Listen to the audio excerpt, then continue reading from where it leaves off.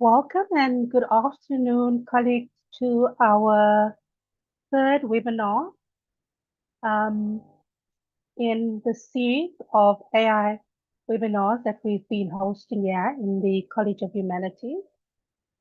While we wait for more of you to come through, I'm going to introduce our facilitators for this webinar 3.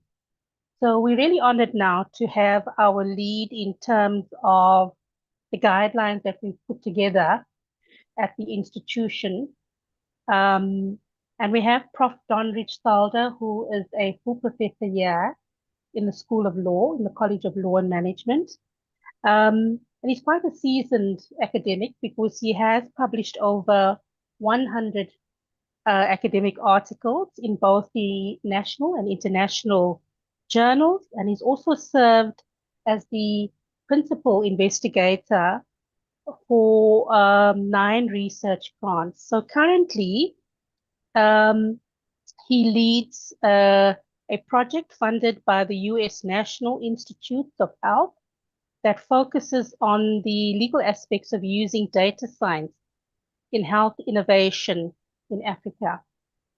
In addition to his academic work, he maintains a private legal practice and has acted as a legal counselor or legal counsel in 22 reported cases, including 5 before the South Africa's Constitutional Court. So he has a very strong, practice sense as a practitioner, and also been an excellent academic and researcher at UKZN. And he also chairs, as I said earlier, the University of KwaZulu-Natal's AI Path team. So he's been steering the ship in terms of developing those guidelines. And we're really grateful for having him here to facilitate the webinar that we have today. So he's being supported today by Ms. Aleki Edgecombe, all right, who has an LLB as well as a master's in law. She's a legal researcher and a lecturer also here at UKZN in the School of Law. She has a strong interest in artificial intelligence and is enthusiastic about its potential, especially to support and transform academic work.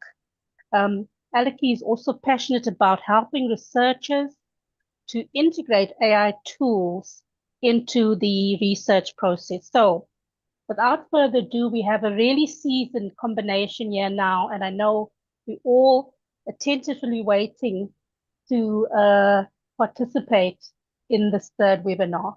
So over to Prof. Stalder and Ms. Edgecombe. Thank you so much, Professor Hoskins. Thank you very much for the great introduction. I must actually add something to Ms. Edgecombe's CV. She created the first AI-powered chatbot regarding regarding South African law. But perhaps more about that at a later stage. It's just a privilege for me to work with her. So,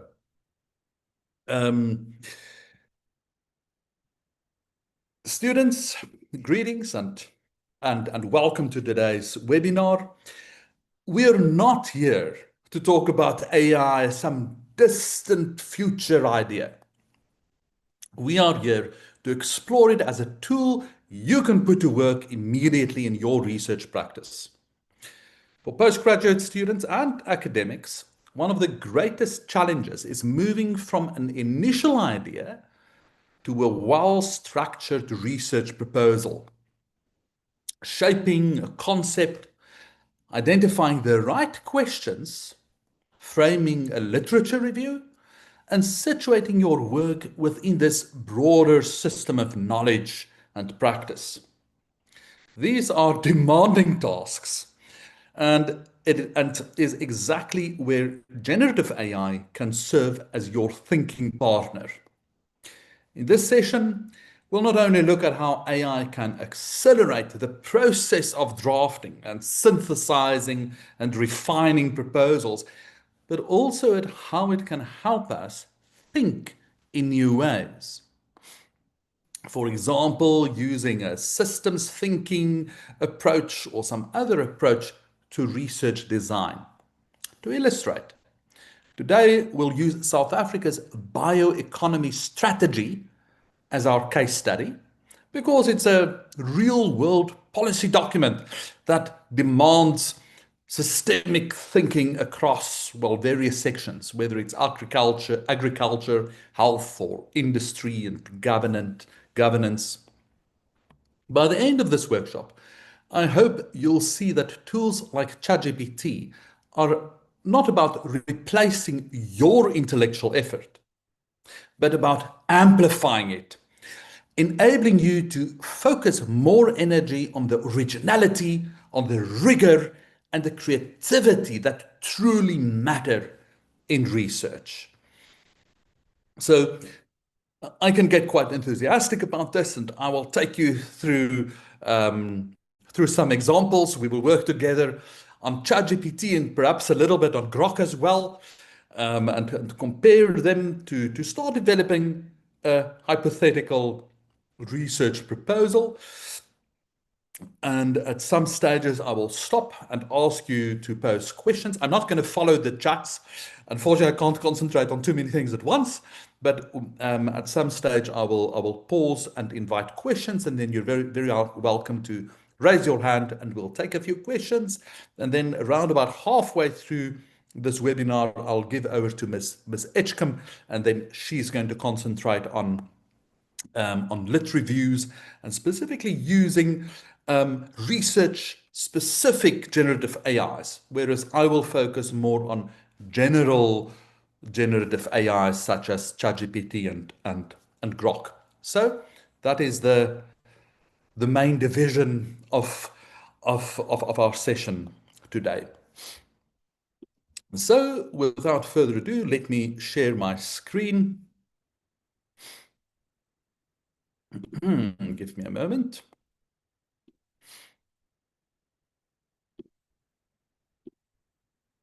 There we go. I trust you can all see that wonderful interface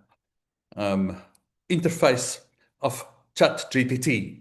And you'll see I couldn't resist. I'm a subscriber, so I'm using ChatGPT 5 at this stage. The main difference between being a free user of ChatGPT, a freemium user, and a subscription user is the limit that they place on you in terms of the volume of attachments and so on that you can upload, and also the volume of prompts that you can do. So you're limited when you're a free user, but I think you still get a lot of quality back from ChatGPT. But if you're going to use it quite a lot, then I think it is worth subscribing.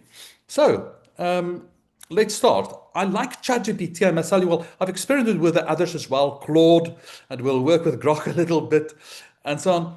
But what I like about ChatGPT is its dictation function. So I can speak my prompt, and it will record it, and that is something that I like. I'm from legal practice, and there we often dictate the papers on the pleadings that we're drafting. So it's something that I'm used to. So it's my personal style. You might prefer not to dictate.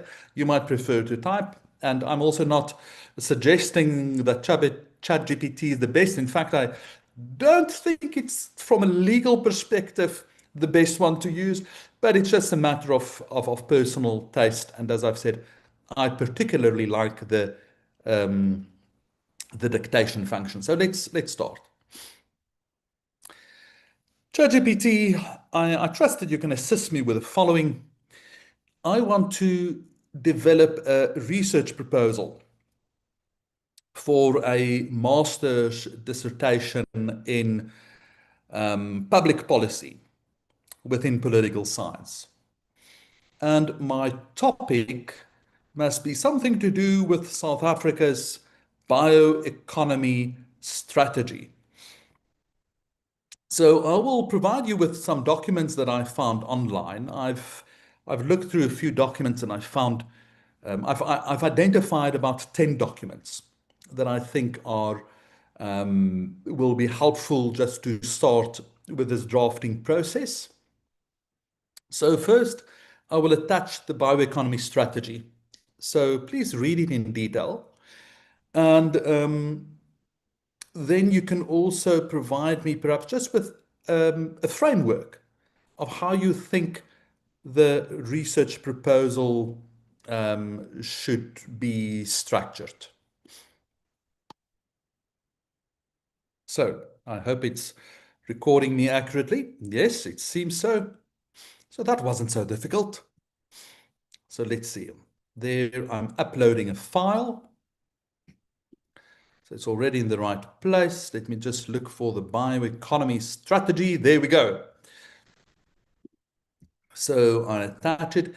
Usually I try not to attach too many documents at once because in my experience, then AIs can perhaps struggle to get everything in their mind and properly differentiate. So I'll start with that just one at a time, and then at the subsequent prompts, I can attach a bit more. So let's see what it says. And while it's thinking, I think I'm copy pasting this prompt, and I will go to Grok. Let me just share that screen. So here I'm in Grok, and I'm going to do the same in Grok, just for comparison. It will be interesting.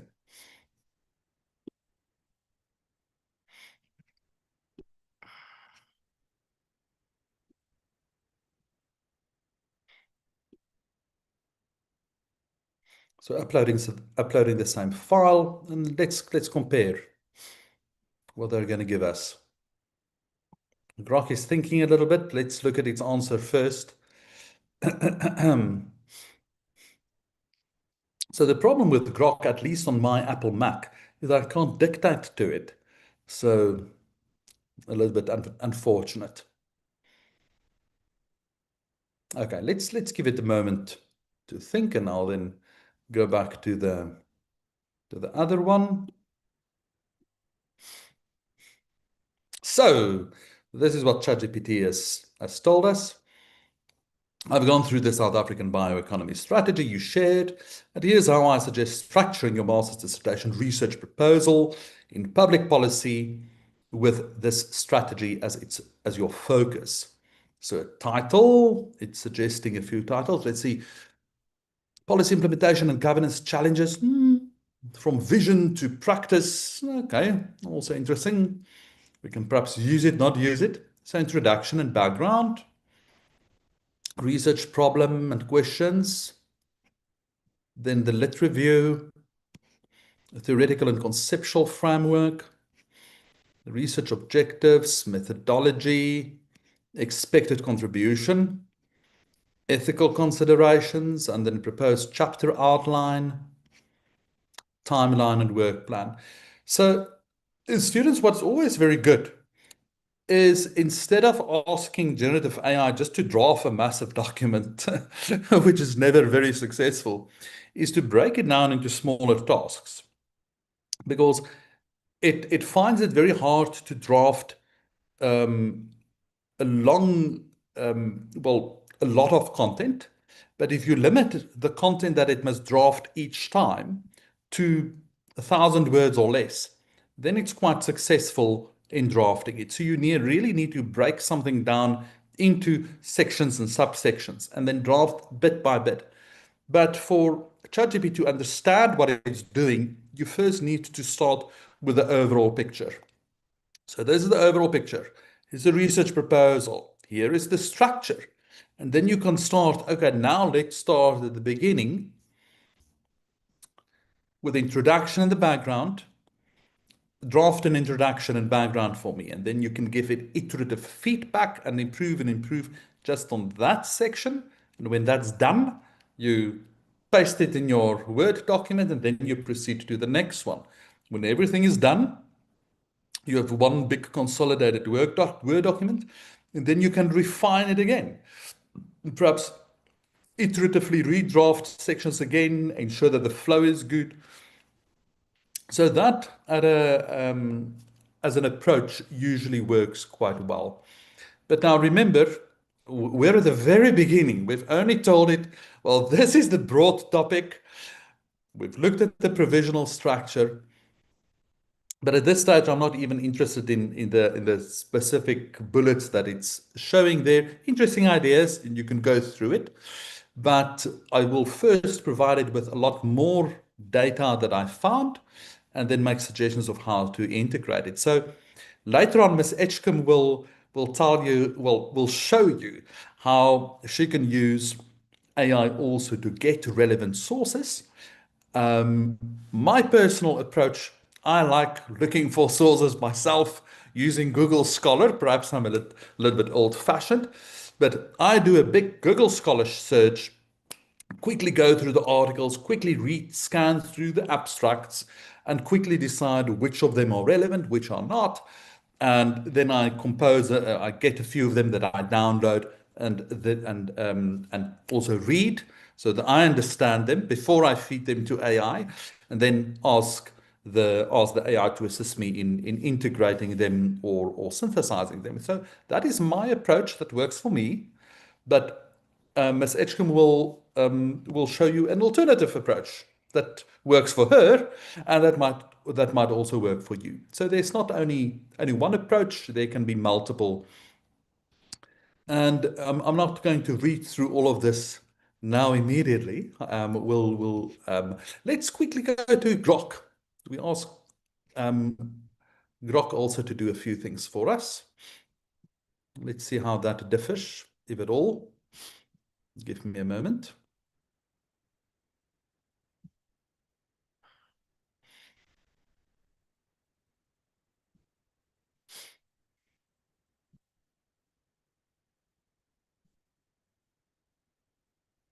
Oh, there it is.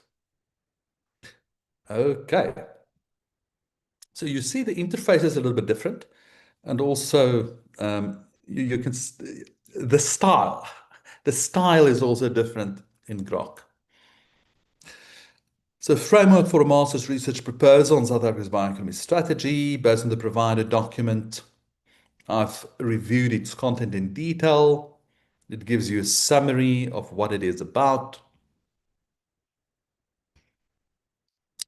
And here it also suggests a title and certain sections. So it suggests the following title: Evaluating the implementation of South Africa's bioeconomy strategy, policy challenges and opportunities for sustainable development in agriculture and health sectors. Interesting. It's suggesting that I should focus on agriculture and health. Most probably, well, I know the strategy, so I can tell you it's possibly because those are two prominent sectors in that strategy itself.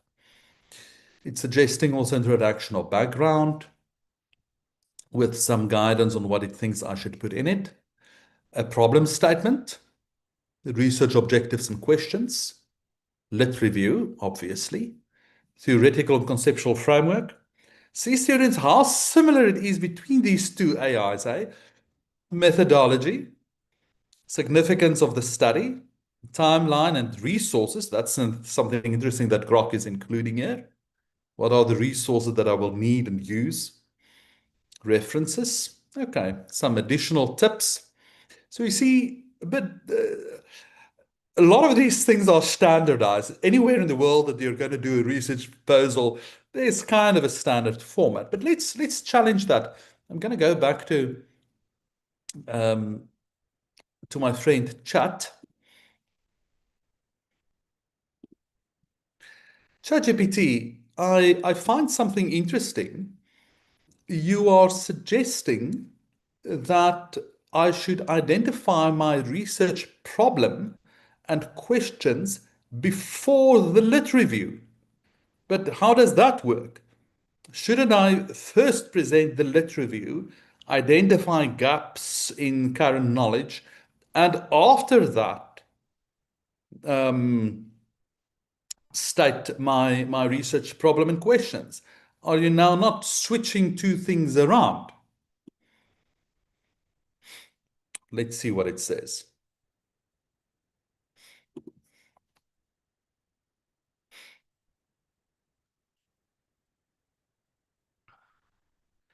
Oh, it thinks that it's an excellent question. It is a very, it's a very kind um, conversation partner.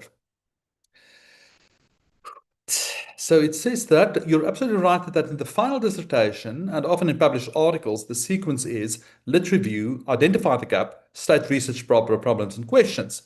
But in the proposal, things work a little differently, it is telling me. Let me clarify the distinction. In the research process itself, according to ChatGPT, you normally do the lit review first. Yeah, well, makes sense. The review reveals what has already been studied, what's missing, and where your research could add value. Out of this, you refine your problem statement and research questions. Yes, that all makes sense. In the proposal structure, many universities and examiners expect you to present the research problem and questions up front before the lit review. Why? Because they want to see immediately what you intend to study and why it matters. This helps orientate the reader. The lit review section then comes afterwards, showing in detail how you reached those questions and demonstrating that there is indeed a gap. Now, to reconcile this, think of it in this way. In the proposal, you're writing for persuasion. You first give the destination, the problems and questions, and then show the roadmap, how you've arrived there. In the research process, you actually discover the destination, the problems and questions through your review. So I think many schools and universities can have different preferences, but what I'm trying to illustrate to you students is that ChatGPT can argue with you. It can provide you should ask it for its reasons. Here it's now offered you its reasons. So you can now evaluate its reasons for yourself and decide, okay, well, this makes sense. Or you can think, well, perhaps I must now just can make sure with my school's academic leader for research on higher degrees, what is the preferred chronology in our school, or whether it matters in our school or not. Different disciplines can have different conventions. So let's. Okay, ChatGPT, you've convinced me. I'm happy. I'm happy with this. So let's now proceed. What I'm going to do is I'm going to provide you with some of the literature that I found, and when I upload it to you, then give me a short 1 or 2 paragraph summary of what you think are the most important aspects in that piece of literature that is relevant now at the proposal stage. And then once I've provided you with all of them, I will then prompt you to start writing, well, to then redraft the structure in the light of all the information that I've then provided you with. Then you can slowly start thinking of how to populate the structure with the information that I will now be providing you with.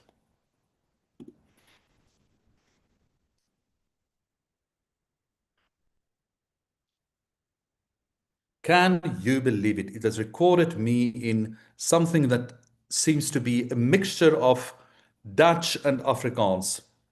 It happens often, but as long as it understands, it's fine. Sometimes does it really sounds like Dutch when I've spoken? So let's upload a few files. Okay, let's see. So I'll upload three at a time.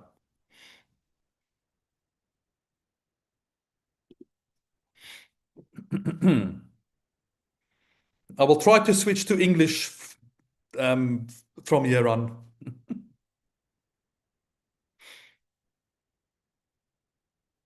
Okay. It did understand. It's providing me with concise overviews. So these are 2 Ernst & Young reports on biotech innovation all over the world, including in South Africa. what's the central challenge. So I must tell you, I'm familiar with the content of all the pieces of literature that I'm uploading. That's quite important because you cannot just feed the AI lots of stuff and then it comes up with this wonderful synthesis and you think it reads, it's fantastic. But you are in no position to evaluate its work. You're in no position to evaluate the text generated by your generative AI if you don't have the background knowledge. So it's a matter of you need to know the literature that you are feeding it. Else, it is a situation of the tail wagging the dog instead of the dog wagging the tail. So I must emphasize how important this is. So the third piece of literature is an article by Baroni. It highlights a key question: does the bioeconomy strategy provide SMEs with the tools, incentives, and support to navigate IP systems? Okay. These three readings together foreground global financing challenges, sustaining innovation, SMEs. Okay. That's an important aspect. So let's proceed. ChatGPT, no, yeah, you're suggesting, let me start that again. I like your suggestion of building a running thematic map, such as what articles that have to do with IP, SMEs, governance, etc. That will be very helpful. Thank you. So you can now do the thematic map for the first three, and after that, I will provide you with further articles.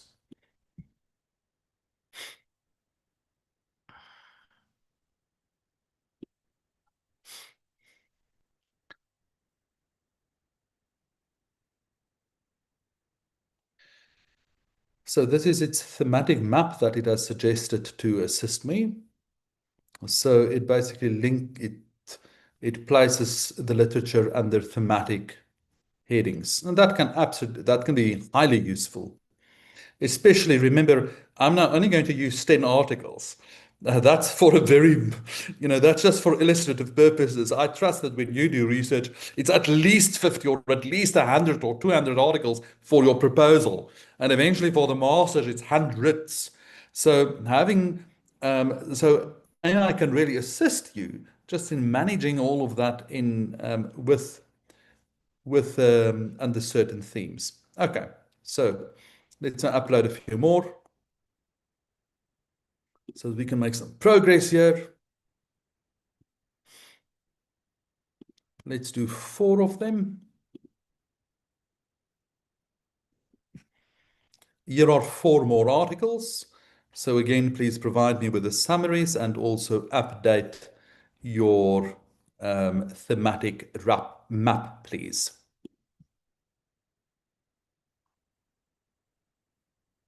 Good. So while it's busy with that, let's go back to our friend Grok and give Grok the same.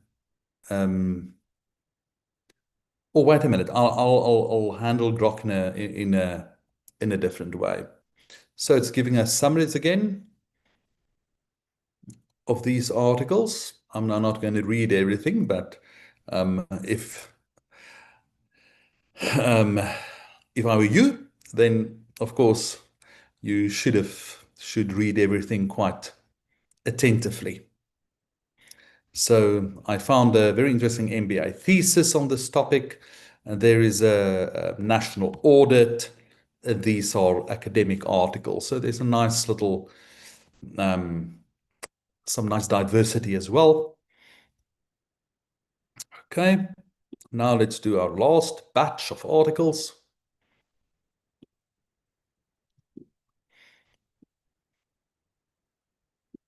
So ChatGPT, here is your last batch of articles. The last 3 Do your best.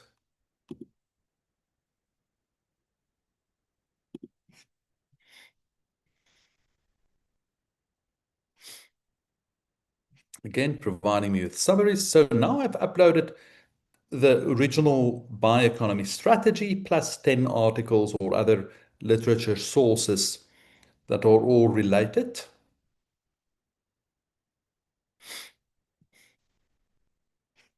And our generative AI now has all of them in its mind. So it can now potentially integrate all of that information. And we have an updated thematic map, theme 1, global finance and innovation models. Theme 2, SMEs and intellectual property. I quite like the intellectual property angle. I'm a lawyer. Governance and policy design. Market orientation and knowledge integration.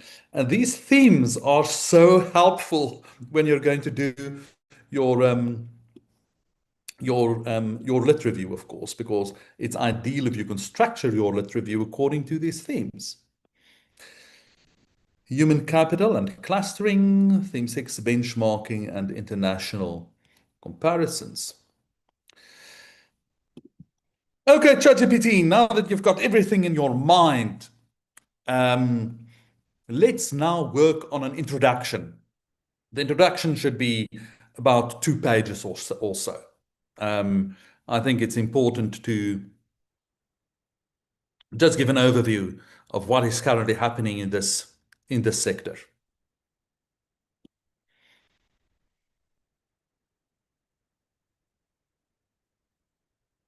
Oh, it's recording me again in Dutch. Perhaps it's my enthusiasm, but in any event, I think let's do something else. ChatGPT, I think what we need to do first is to now think of what will be our overall research aim and also identify certain research questions. I am particularly interested in how to evaluate whether the bioeconomy was in fact successful or not. So come up with some ideas of what can be an overall research aim and what can then also be research questions.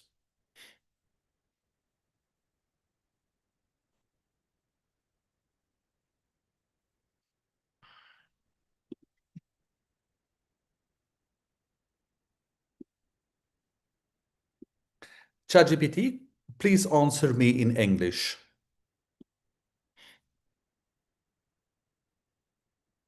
It's being very naughty today.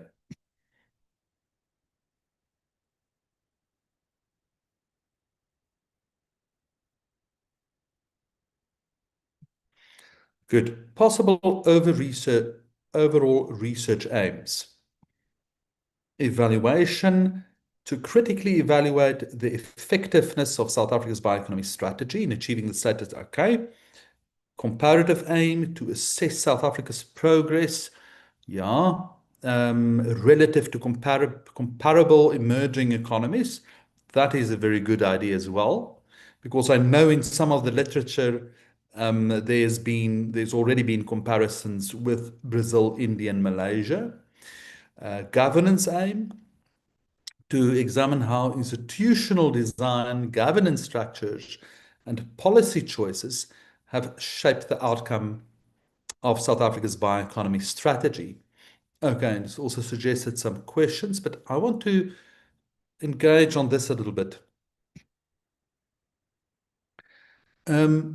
ChatGPT, regarding the overall research aims, I think one possibility that particularly interests me, given that I'm a lawyer, would be the legal environment or the legal framework, certain acts or statutes, and how that can influence the bioeconomy ecosystem and then also have an effect on the success of the bioeconomy strategy. I'm not talking, I'm just sharing ideas with you, but do you think it can work? And if so, can you assist me in structuring a good research aim around these thoughts?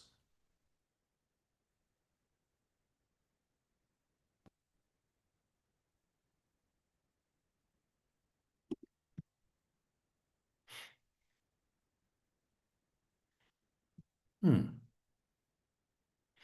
It says, yes, it can work, and it's actually a very strong angle given your legal background. Many of the sources you've collected already point to the importance of laws, regulations, and institutional frameworks, such as the IPR Act, the Exchange Control Regulations, the Technology Innovation Agency's mandate, and even broader governance norms in shaping whether the bioeconomy strategy succeeds or fails.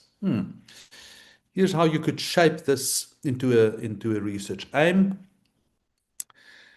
to critically examine the role of South Africa's legal and regulatory framework in enabling or constraining the success of the national bioeconomy strategy, with particular attention to intellectual property rights, investment regulations, and governance institutions. Whew, that's quite a mouthful, but we're definitely moving in the right direction. ChatGPT, we're definitely moving in the right direction with that research aim. I like it, but it's really quite a mouthful.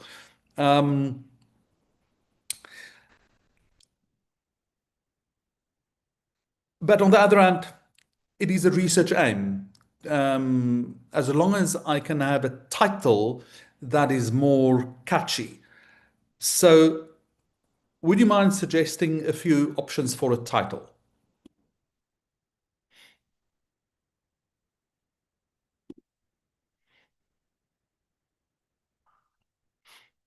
Okay. Law and bioeconomy, assessing the legal framework behind South Africa's bioeconomy strategy. Regulating innovation, legal drivers.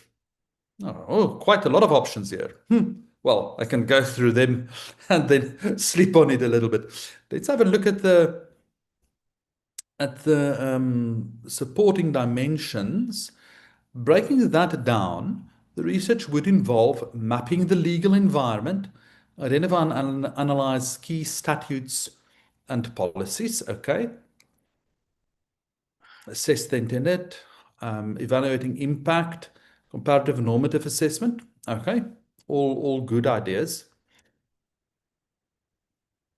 ChatGPT, my supervisor, hypothetically now, would like me to propose a hypothesis, a hypothetical answer to this research aim. In other words, whether the bioeconomy strategy has been successful or not. After reading the literature that I provided you with, what do you think? Has it been successful or not? What would be the hypothesis?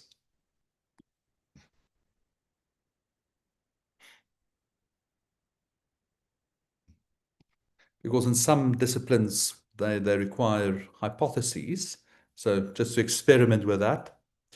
So provisional hypothesis, let's read that one. South Africa's bioeconomy strategy has been only partially successful. While it has stimulated public sector research output and positioned universities as major drivers of biotech innovation, it has failed to foster a vibrant private sector ecosystem due to restrictive legal and regulatory frameworks, particularly the Intellectual Property Rights from Publicly Financed Research Act and exchange control regulations, which have discouraged private investment, limited foreign direct investment, and weakened the role of SMEs as engines of innovation. I couldn't have stated it better myself. Clearly, it has read the literature that I provided it very, very well. It understood it. We can even ask, well, I can test it.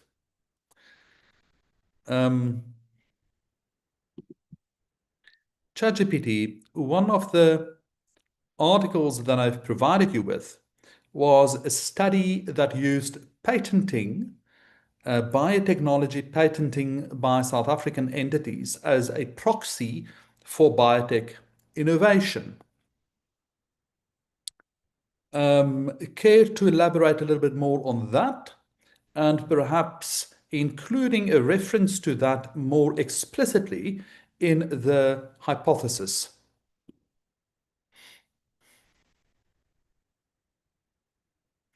But just before I submit that, again, I must remind you, clearly it understood it very well.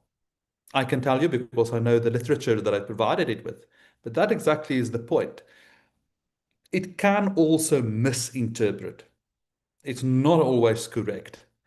And then you need to really know your own literature so that you can spot aspects. And very often it's there are small but important, small but significant aspects where ChatGPT might, especially when various articles have slightly different positions that might actually be in opposition. It would rather, ChatGPT tends to iron over it instead of what you should do as a researcher. You should be more analytical. You should say, wait a minute, these things seem to be in contrast with each other, or at least not aligned. Why not? Why the difference? Zoom in on it and analyze it. ChatGPT unfortunately seems to try to just iron it out or ignore it. Okay. I'm going to ask it to adapt the hypothesis a little bit with reference to the patent article, the Reality Bites article. So it's about PCT, patent applications.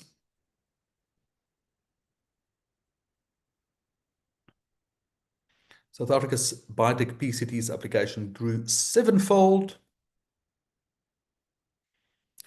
but the growth was modest compared to peers. India, Singapore, Brazil all outpaced South Africa.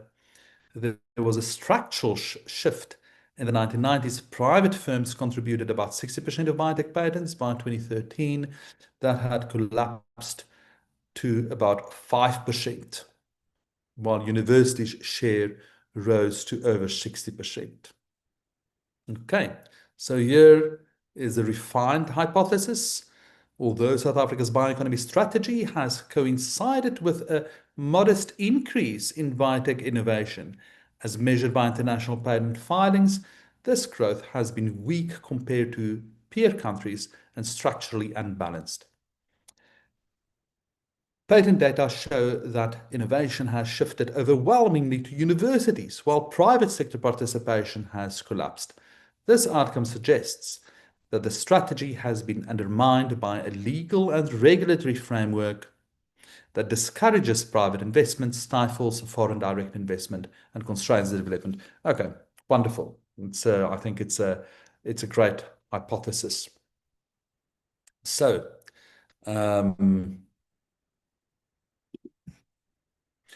ChatGPT, what I would like you to do now is to provide me with a consolidated summary of all the articles that I've provided you with.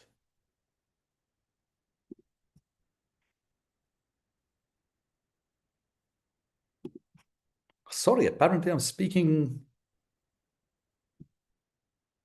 Dutch again. The reason I'm asking this is I'm running out of time to upload all the articles to Grok. But what I'm going to do is I'm just going to provide Grok with this summary and then ask Grok a few similar questions just for the sake of interest so that we can compare.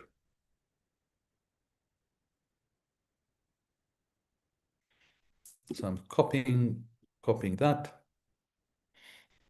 and let's move to Grok.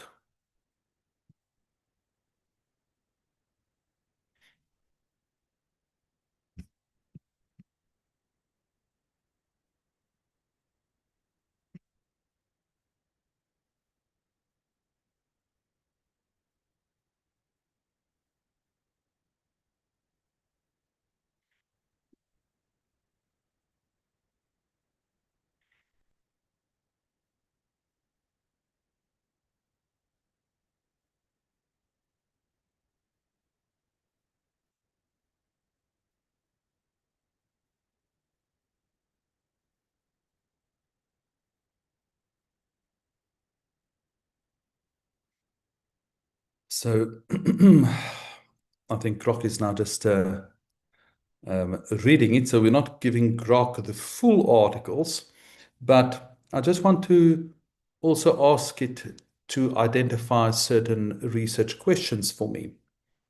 So just give it a moment. It would be interesting to see what it will suggest.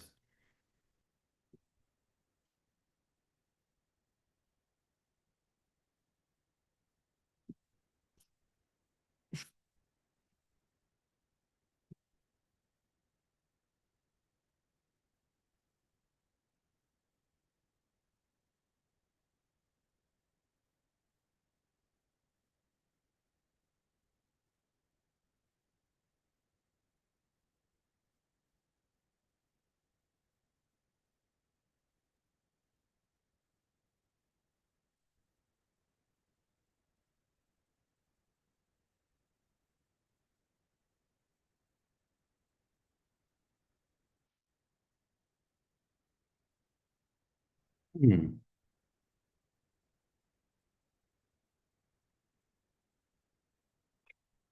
So what you will see is how different AIs also function differently. So Grok will really study what I've now provided it with in quite some detail, whereas ChatGPT is more focused on speed. So I don't want you to wait longer. So we'll return to ChatGPT. We can come back to Grok at a later stage. What you can also do with ChatGPT. Oh, there Grok started writing. Let's go back quickly.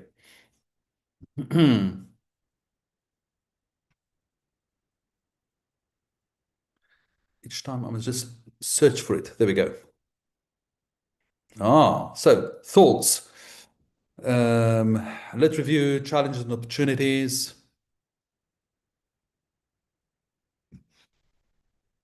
Oh, Grok has decided to write a nice literature review for us. That's why it was taking so long. So, sorry, Miss Edgecombe, we're jumping ahead and we're already doing lit reviews here.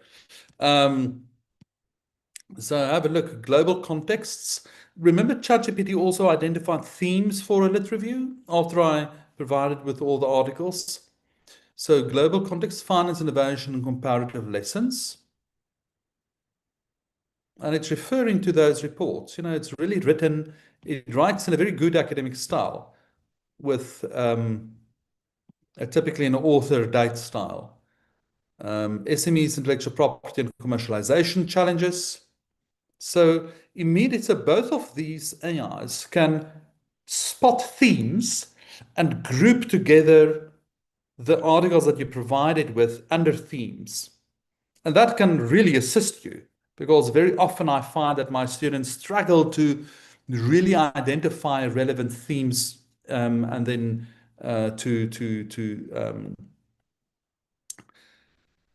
to provide notes and bind to and structure to their lit reviews. Governance, institutions, and policy design, R&D effectiveness, market orientation and knowledge integration, human capital and clustering, South Africa's performance in a global perspective, consolidated insights, and gaps for further research. Interesting. So now I will ask you to identify a hypothesis.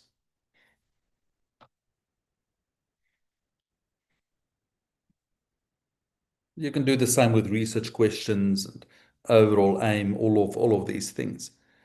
The idea is to use your AI or one or more AIs basically as your discussion partner, as your brainstorming partner.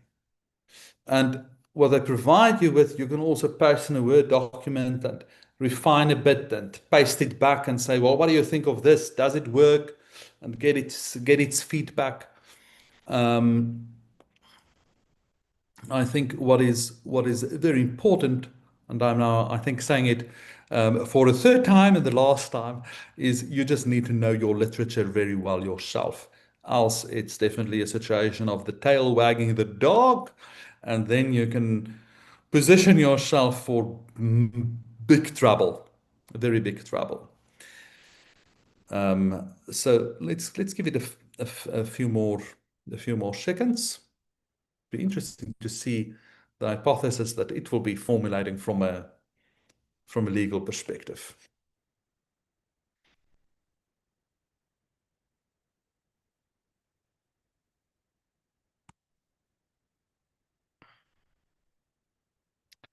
I think while it's thinking, I'm going to go back to ChatGPT. And I see that I'm quickly running out of time, but let's do one last thing before we proceed to lit reviews. Now that I've decided on what my dissertation will be focusing on, what's my research question or my hypothesis, whichever one is preferable as per the convention of my discipline. Now I can start working on introduction. ChatGPT,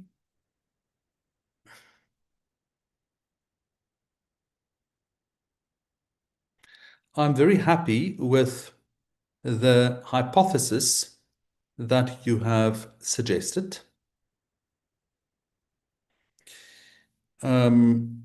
Now I would like you to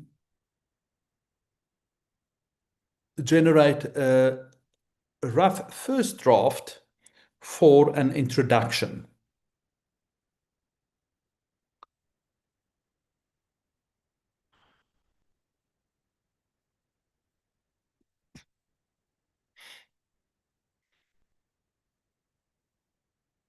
ChatGPT is usually quite quick.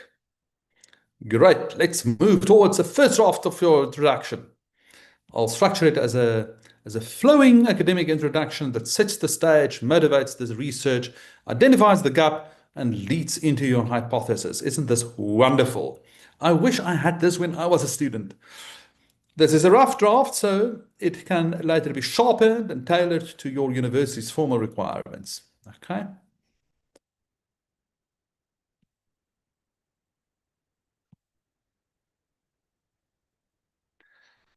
It's the perfect length, I think, at least for master's level introduction. So you can now read through that on your own. Each time, make sure it interprets the documents correctly. Make sure its focus is at the right place. So there, at the end of the second paragraph, it introduces the central policy and research question. To what extent has South Africa's legal and regulatory environment enabled or constrained the success of the bioeconomy strategy?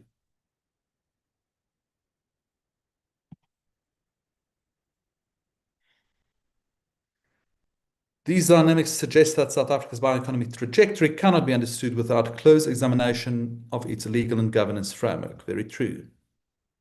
Gives a short overview of scholarship then over there. So this dissertation therefore aims to evaluate the bioeconomy strategy through the lens of law and governance. Perfect. Okay. And it's already also mentioned some of those relevant pieces of legislation, I think. Did it? Yes, there, the Intellectual Property Rights Act, the exchange control regulations. So already in the introduction, those core concepts are mentioned. This working, and there it introduces a hypothesis, and they say the working hypothesis is that while the bioeconomy strategy has coincided with a modest increase in innovation, as evidenced by patent activity, it has failed to achieve its broader objective. Okay, let's just quickly do something. I want to challenge it again. But ChatGPT, I want to go back to the hypothesis where you have suggested that the bioeconomy strategy has been a partial success. But if private sector innovation has really taken such a nosedive and where we are falling behind our peer countries, can we then even say that it has been a partial success, or is that being too kind to the strategy? Shouldn't we rather take the position that everything considered, it has been a tragic failure?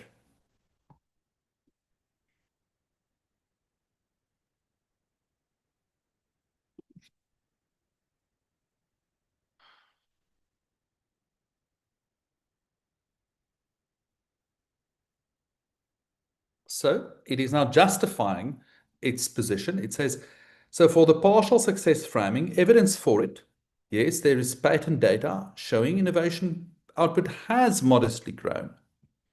So the implication is the strategy did something, and then my proposed tragic failure framing, for the sake of texting it, evidence for it, well, compared to peers, private sector contribution dropped. Implication, while public sector activity rose, the broader purpose of the strategy to build a bioeconomy has not materialized. On those grounds, according to says, in any sense, risks being misleading.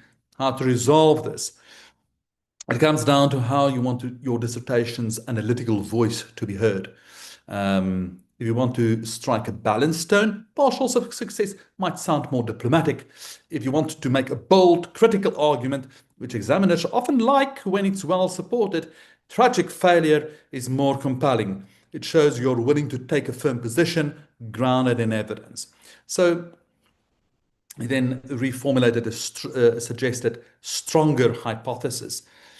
So what I'm trying to illustrate through this, students, is that you can keep on through, well, iteratively refining, and don't just accept the first thing that your generative AI gives you, even though it will always read very, very well.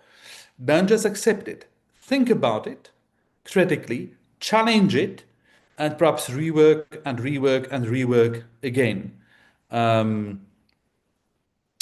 So I think my the last thing that we're going to do is to quickly go back to Grok, just for the fun of it, and see what our friend Grok has been up to. I hope it's finished thinking by now.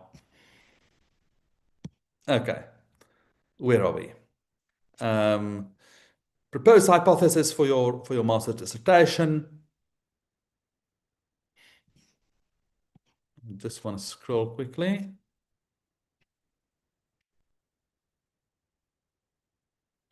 Let's see what it came up with.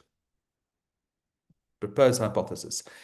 The South African bioeconomy strategy has not been successful in achieving its core objectives, as restrictive legal frameworks have impeded private sector commercialization, international collaboration, and innovation scaling, resulting in a dominance of public research outputs with limited economic impact. Well, by now you would know it's factually 100% correct. But it's quite interesting now again. So you saw the initial hypothesis that was framed by ChatGPT.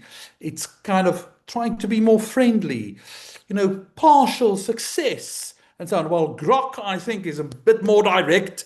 It says it has not been successful in achieving its core objectives and so on. So it can also assist you in working with two AIs at the same time, because they're programmed differently. They've got a different approach, and they will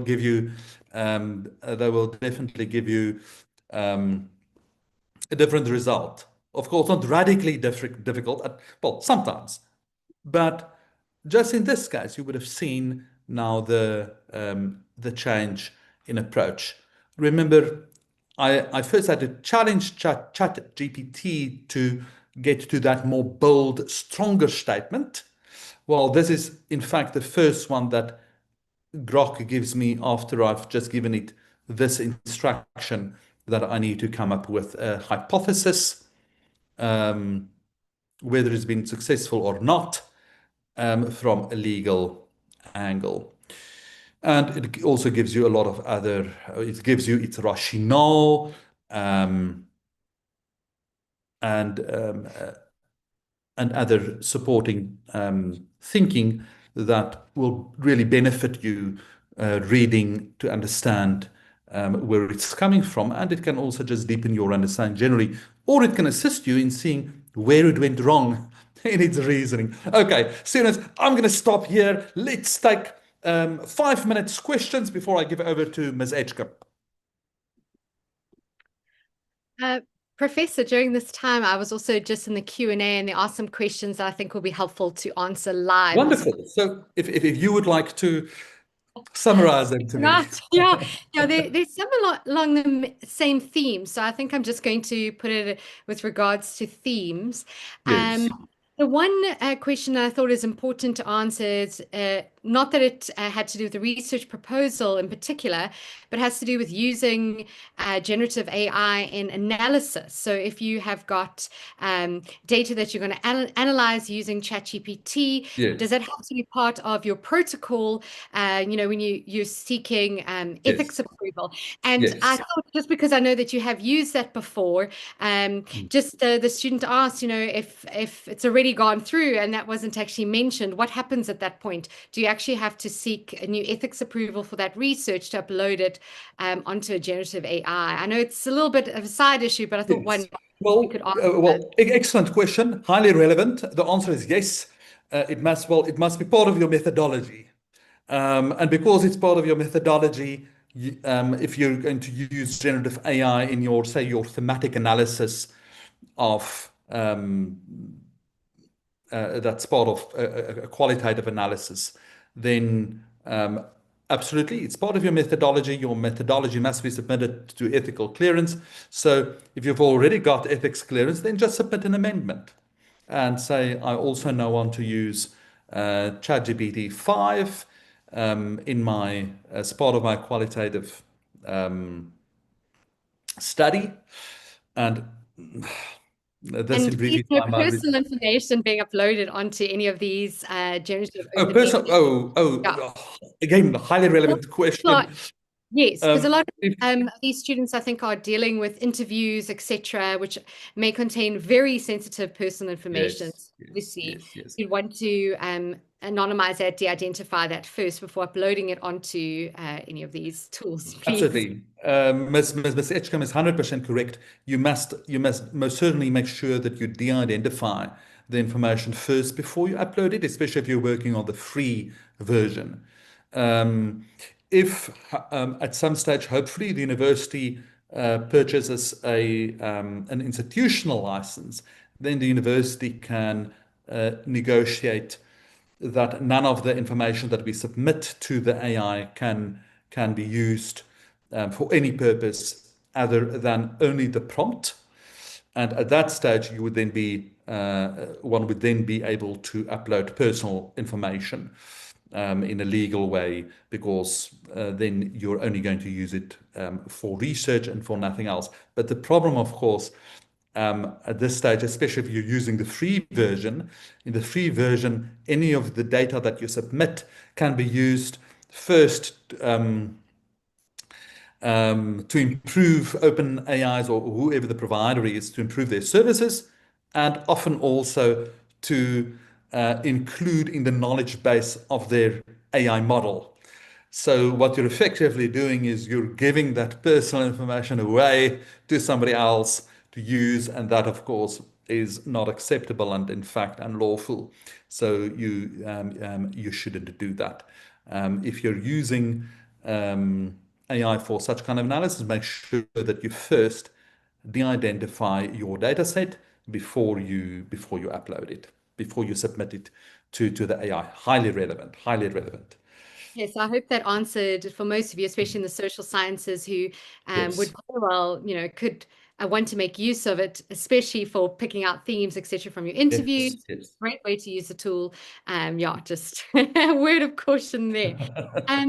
The other theme, I mean, that came through quite a lot in the Q&A was around, is this not going to basically steal away from students really getting to grips with reading and writing and critical analysis, which is so important as part of the research process? Is this not going to be, overtaking that? Maybe we're going to have weaker researchers as a result. So those kinds of fears.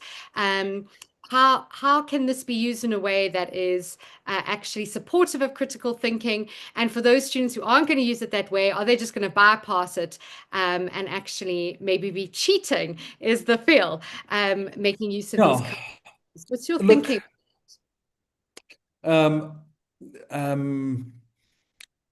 both possibilities or both options are possible. Hmm. Yes, it can potentially make students immensely lazy, but not able to think critically if they over rely on AI. And I've used the tail wagging the dog metaphor. That's entirely possible. Hmm. But the opposite is also possible. If you ensure that you read your articles, that you understand your articles, you can discuss each article with ChatGPT or with whatever AI you're using, and you can engage. But what about this? But what about that? But I understood it in this way. Are you sure about this? In other words, it actually then provides you with a discussion partner, even at midnight, when you don't have anybody else to discuss. You have a discussion partner who's well informed, with who you can discuss your work and test your ideas. And that can, in fact, improve critical thinking, I would suggest. Hmm. If you critically engage with AI at every step. So that can improve critical thinking. Also, it can, by you verifying everything that the AI produces, that can also ensure great academic rigor. So it can go both ways. Right. Honestly, it can go both ways, but it will depend on you as a student. You can try to take the short path, but then how are you improving yourself? You should have the pride in yourself and in your intellect to do this thing properly and to really develop yourself in the process for you to become a master of AI, so that for the rest of your life, you know that you've got the skills to effectively and responsibly use AI.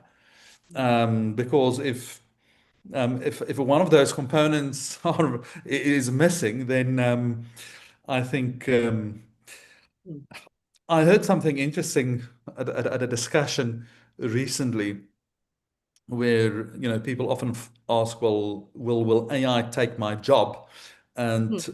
somebody answered, no, AI will not take your job, but those colleagues of yours who knows how to use AI effectively and responsibly, they will take your job potentially if you don't know how to do that. So I think that is what it boils down to.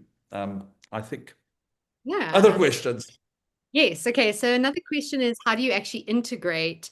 So all of this that you've actually done online, how would you then integrate it to now actually being a research proposal? Would you copy and paste, stick it straight into Yes, a Word document? Um, and nothing wrong with that. I think there's a lot of fear that it could be seen as plagiarism that came out again. But if I did answer those who have said that it is part of the university's policy that you may use generative AI. You just have to be transparent in your use of it. So making it very clear that you have made use of it and how you have made use of it. And at the end of absolutely. the AI policy, on page 24 of that policy, so you just scroll right to the end for those of you who don't like to read, although you should read it. Right at the end, the last page actually has a declaration, and you just literally delete anything that isn't relevant, but it's got lots of different options there to show how you've made use of it. So Absolutely.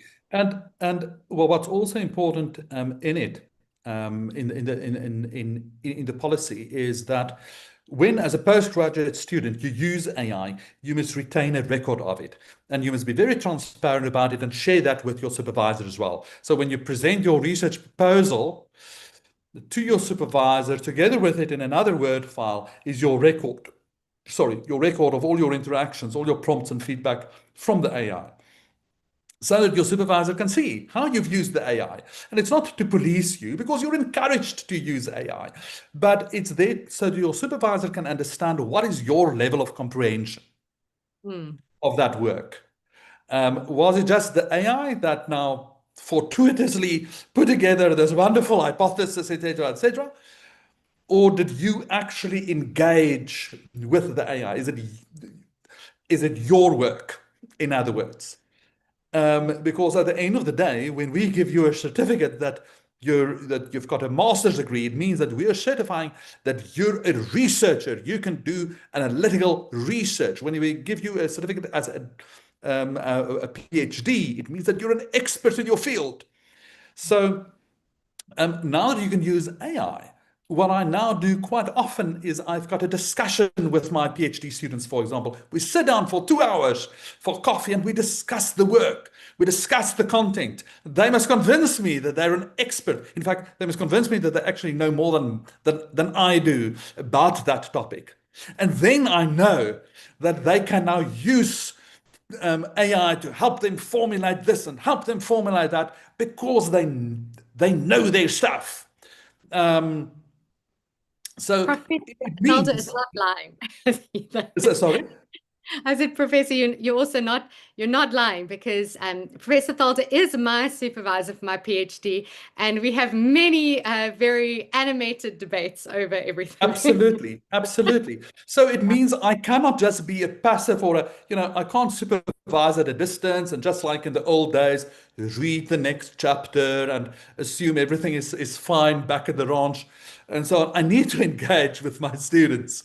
So if I know that my PhD student has in fact read widely, that my PhD student does in fact know this, and we can discuss it and we can debate it fiercely, then I know that I don't need to worry about the extent to which my PhD student is using AI.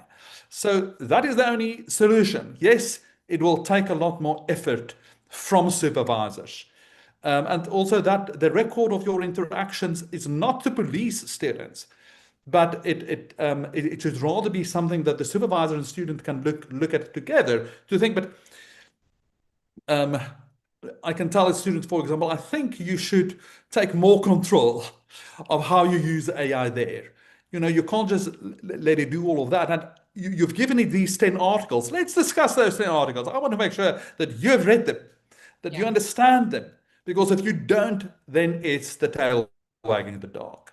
So it means we're going into a completely new paradigm of supervision, but this is the way to go, and that's the best way of handling it. Yes, and like you were saying, AI, is not infallible, so it can misinterpret those articles. So you yes. really want to know what you're doing, Yes, because the article you misinterpreted will be the examiner that ends up saying, "I never wrote that." There you are, quoting old yes. whoever, and actually, and especially if it's we're in law, so there can be complex judgments, and sometimes there's a majority opinion and a minority opinion, and sometimes the AI can get it completely wrong. So yes. Even the nuance of it. The other questions are more on a practical note, and I think worth asking. You have very, very detailed prompts, and I think many people are used to such detail in the prompts. Is the detail of the prompt, the length of your prompt and your phrasing, does that impact the output that you get? Is it best practice to have these sort of more detailed prompts as you've displayed for us? Very interesting question. I think it's more a question of style. When we started with this whole with considering AI, before we decided to embrace AI, just to consider AI, I think many of the first books that came out were on prompt engineering, prompt crafting, and so on. So I must tell you, I've read a few of those books, but this is now, 2 years ago? So the technology has evolved such a lot.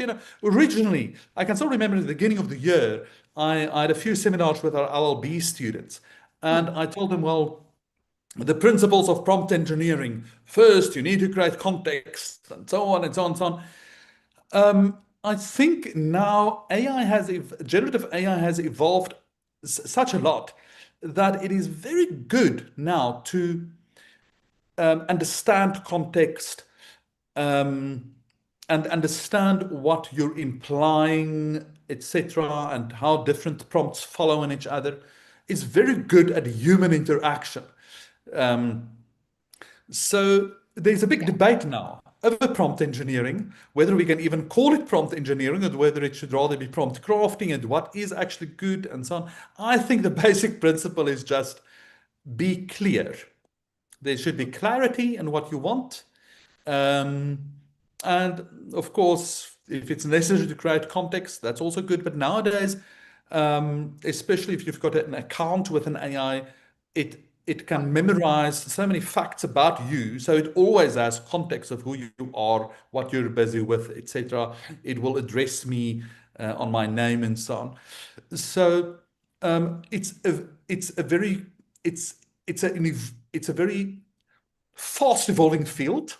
So it's a very interesting question. I think the basic rule is just clarity, and provided with enough information to so that it knows what you want. But I think beyond that, I think it's a matter of personal style. I don't know, Ms. Edgecombe, what do you think? Do you think my prompts are far too verbose? No, I think it suits who you are, and I think you've given a lot of specific detail. Hmm. So you're talking to it as you would talk to anybody else. So I think it Yes. makes complete sense. Yeah. And I think those of us who type might be not as verbose because we're just trying to get to it. But I think it makes sense as you're speaking it out that it would be a bit longer and more I detailed I and must give you admit more that guidance. if I work on articles, if I just start with an article, I Yeah. often just there's almost an idea dump where I Yes. just record myself, and it can go into almost an hour, Right. where I record various ideas, and then at the end I tell ChatGPT, "Oh, okay, well, I've now shared with you all of these ideas. I think this is the essence, but suggest a framework or suggest a structure or something like that." But at least then it has got a broad context of everything that I have in my mind that I want to communicate or that I wanted to consider. So I must admit I might be a bit on the verbose side, but it does work for me. Um, as long as the AI has everything in its mind, you know, it it works.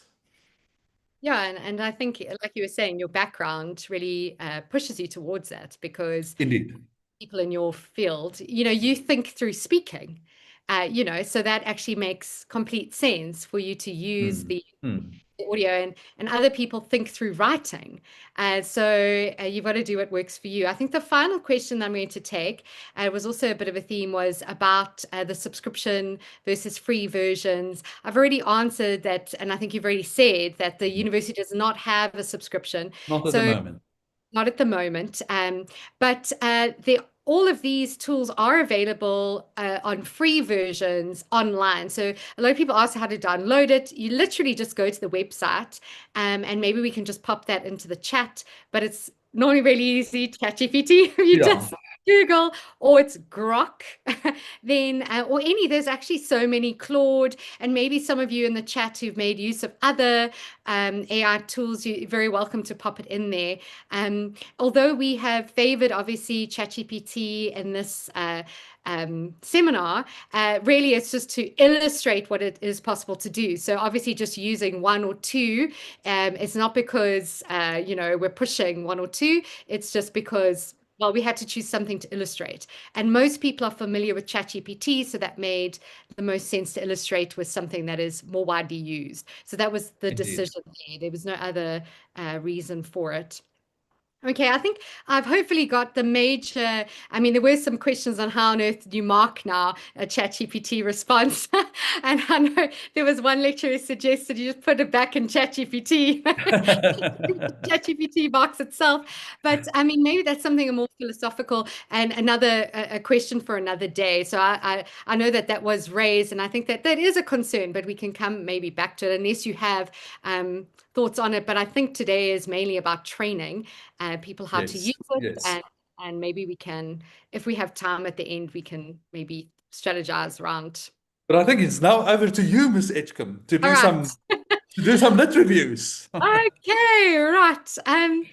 So thank you so much. I am taking you now to two different AI tools, and these are actually paid for subscription AI tools in general, but there are also free accounts. So just like Prof. Felder was using his paid for version, I'm using my paid for version, but there's no reason you have to get the paid for version in order to make use of these tools. What's very different about these, and that's why I want to show you them, is that they are research specific tools. In other words, they have been developed for the very purposes of assisting those who are full-time researchers, those who are in academia, to do their work far more efficiently. And so I thought that because this is not something that we talk about often, it would be really good to introduce you to those tools. And if it's something that you are going to make use of a lot, you're currently doing a PhD or something, then at least you've got a good feel for it, or you're a full-time researcher, then you really should consider maybe subscribing. And I'm not paid by them, so you don't need to subscribe. But I just think it is just such a helpful tool and is worthwhile in terms of what it is able to save you. All right, so I am going to be sharing my screen. Let me just make sure that I've got that there. Okay, sorry, let me try again. Right. Okay. If you can just, I'm assuming that you can see my screen, unless told otherwise. I am taking you to two different sites today. The one is called scispace.com, and you're very welcome to pop that in and have that on in the background. And the other one is called site.ai. And these are both such fantastic research, strong research developed AI tools, and will help you really do deep research into journal articles, academic articles. It is linked to those Scopus, etc., those spaces. So instead of something that is more general, which you've already seen, this is something that's going to be able to help you find some great literature. And so, as was promised, I'm going to show you a little bit of how to do a literature review, but you'll see that you can also even write your research proposal in this tool, and so I'll get to that as well. Just I'm obviously mindful of time. Okay, so in terms of SciSpace, I use this a lot to do my literature reviews, and I'm hoping now you can see a literature review section. Let me just see if I've got little sharing. Yes, okay, trying to check here. Okay, so when you click on literature review, there are lots of things that you can do here. We're just going to focus on that. You can literally type in your questions similar to the way that you would do in ChatGPT, and you can see that these are some of my older prompts where I've done other examples before, and I have already pre-chosen an area, and I'm particularly interested in informed consent forms at the moment. We've been looking at informed consent forms and how detailed they are. So obviously that's something interesting from a legal perspective. But of course, for you, those in the social sciences, you're often having to draft up these informed consent forms because you are actually signing up participants to research projects. And I wonder how often you've thought, how detailed do these things have to be? Sometimes they're running into 20 to 24 pages long. What do they know? What does a participant even know about it? And so part of the thinking, and what I thought I'd use today as an example, is I want to know from the perspective of a research participant entering into a research project, how much information is actually important to them and what information is important to them. And so I thought that would be a great project that I would love to do. So all I do is I pop it in here, and I'm going to see what literature is already available on it. So as easy as that, it's going to be researching through all the papers. Now I've put it on a high quality research. I probably could have put it on a bit of a lower one to go quickly, but you'll see it doesn't take too long. And I can actually choose between different things to research. And here I'm looking at papers. So these are academic journal articles that it is going to scan through. Some of them will be open source, some of them will be closed, but at any time they're closed, we can always access those articles through our university. So please remember that if some of them are closed, please email the library. Sometimes they're able to actually access those articles. I can even actually upload my articles. This is what I often do, upload articles that I am working with in a particular chapter into a library and actually ask it to do some research amongst there, or I can actually look at various topics. So we're looking at papers because this is the beginning of my research. I really don't know very much about it. And so here what you'll see is it gives me a lovely overview of informed consent, that they're crucial in ensuring research participants are fully aware of the study that they're participating in and looking at the risks and benefits and their rights. So a great way of just framing the bigger picture for me. And then it breaks it down into various themes. And what you'll see here is that it has found some literature, some articles that actually support each one of these statements.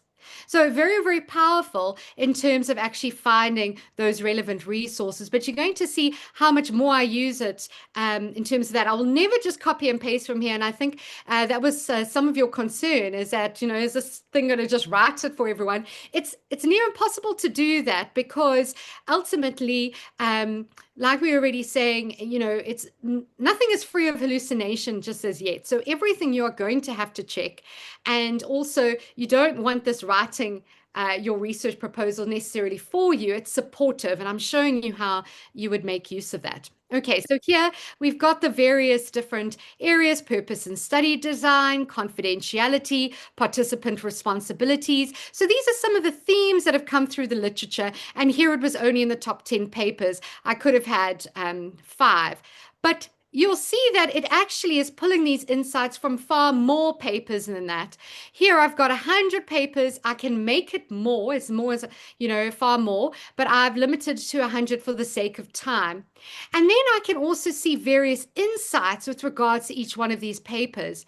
I can decide how I want those insights to be structured. So maybe I wanted to see how they surveyed the literature. Maybe I want to see the methodology that was used. So I can either get rid of one of these columns and add one that I want, or, keep it simple. This is a very funny column. TLDR stands for too long, didn't read. And so that is the shortest summary of these particular articles. So it's listed these articles for me here.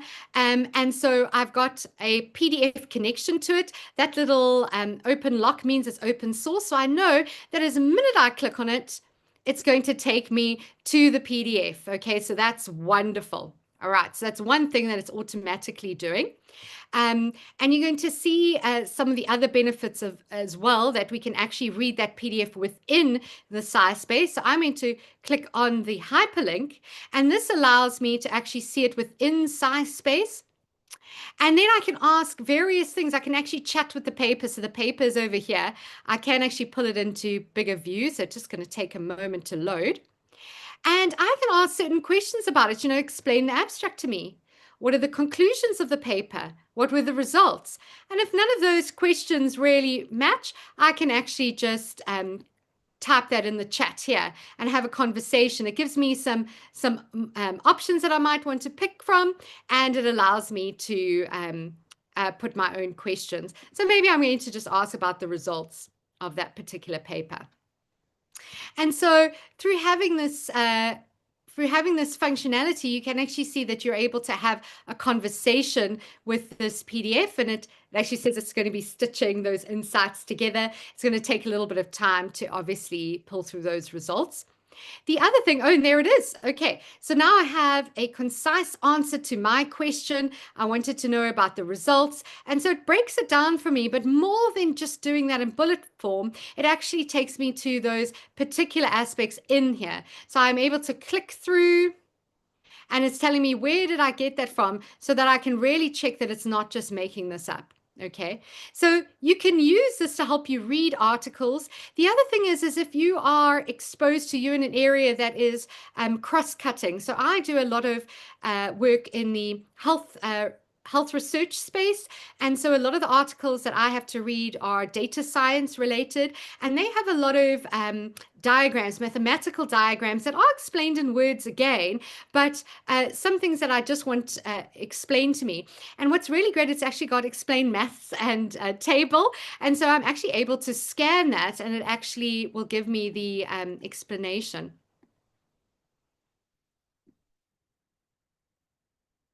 So obviously that's a nice simple table, but it obviously helps me to have to be able to do that, where it's maybe a little bit more challenging and can simplify for me what I'm reading.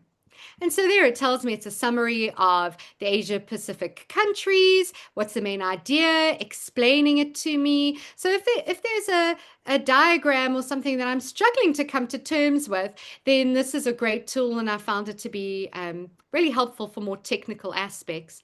So it's a great way, especially when you're starting out doing research, to be able to really come to terms with the articles, to engage with them critically, ask questions about the article. And what I find a very nifty little tool, for those of you who are multitaskers of note, what it also does is it creates a podcast. Welcome, folks.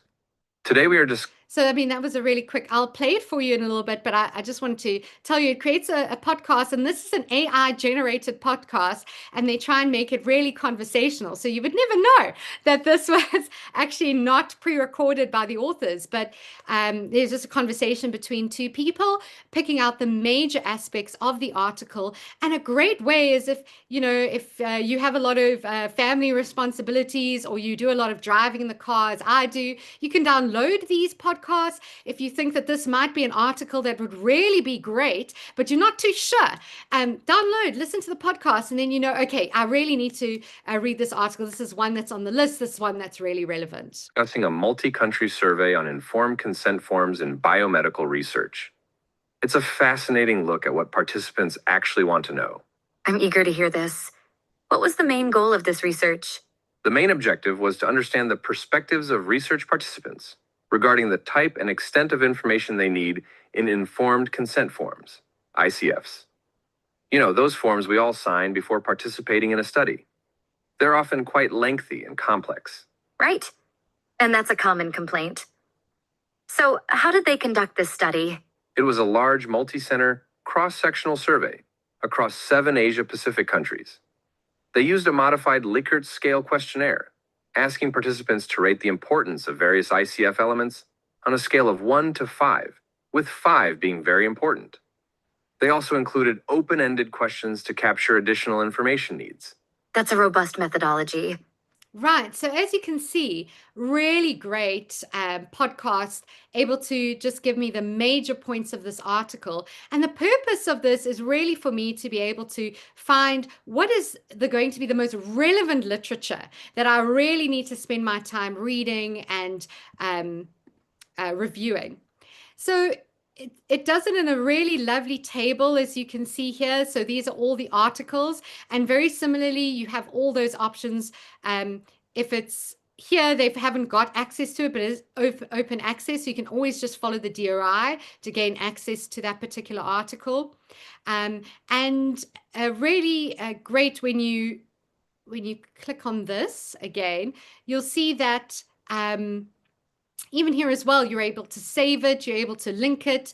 You can get all the extra details that you want. And for anything that you would like to add that the PDFs weren't available, you can always actually add it to your own notebook. So this is work that I was doing for a particular chapter, and I have all my articles here because these I'm working with all the time. So it's a great way of also making sure that all your information is in one place, and you're actually able to upload those PDFs from your desktop Or you can actually make use of, if you make use of Zotero or something like that, there's actually a plugin for Zotero, which is a manager, a citation manager, and you're able to use that to actually pull it in here. And so it gives you all the powers to ask questions based on very specific articles if you don't want it to search across all the articles. Of course, just making your prompts more specific, making it, the bioeconomy strategy in South Africa, for instance, is one that I did before with another group. You can limit it that way. The other thing that I wanted to show you, so you can see how this could be very useful, is how we would actually use it to write. Now, I don't do a lot of writing in Cite personally, but it is very helpful if you are wanting to do something like a research proposal in the beginning stages, because it now has templates, and the templates themselves are great to see. So you'll see that there are templates that are available, and it even gives you information of what should be included in a research proposal. So what is it? What's the purpose of it? So it's got great educational value as well. Okay, so it's got all the different aspects. So it's actually teaching you about it, which is wonderful. Answers particular questions around ideal length. And of course, you should get those documents from the university, but maybe nice to have it in that place. And then let's start writing. It now asks me, well, what am I writing a research proposal on? And depending on what my topic is, it's going to suggest a different structure. So I'm going to put in the same question. Obviously, that's not framed perfectly in a research proposal style, but you'll see, like we've already chatted before with Prof. Theldar, that these generative AIs have gotten to the point where really our prompts don't have to be absolutely perfect. But of course, the more specific you can make it, the better. So here it's already started, it's put together an outline for me. And what I think the benefit of this is that for many people conducting research, the worst thing is actually the blank page. There's just something about a blank page that is very intimidating. And just having some headings somehow takes away from that, because you see, okay, well, what I've got to do, I've just got to do the background, and I've just got to do this section. So it breaks it down into far more achievable steps.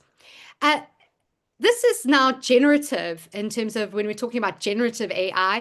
It is going to generate a research proposal for me. I can start typing and it will then suggest how I should finish it, or I can just accept what it has put out for me. So here it started with an introduction. So I was like, yeah, I actually think that's great. Understanding the perspectives of research participants is crucial. But maybe a statement is made there, and actually I want to know, is that actually referenceable?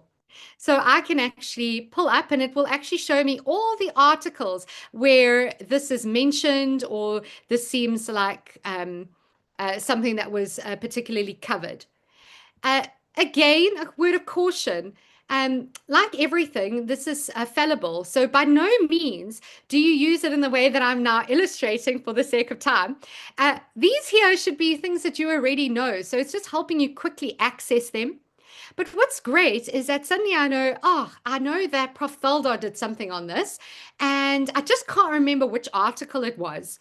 Now I can go here, and actually it even allows me to check it, which is really great. So I'm going to show you, I'm just going to cite it. I can just hover over that, click on it, and it actually allows me to go into that article. And there we go. I can actually check it, right? I can actually check it and make sure that really this is the article I'm thinking about. And yes, in fact, that does actually support what I've put there. So if I carry on typing, or I just leave it to think for a bit, you'll see that it'll keep generating as we go. We can actually even do something called Ask AI, and I can just say, yeah, please continue writing with some citations for me. And it will put in block amounts of information for it to do that. Okay. So it's obviously, there we go. So it's generated that obviously in the wrong place, because the mouse was in the wrong place. So we can just copy and paste that where we want.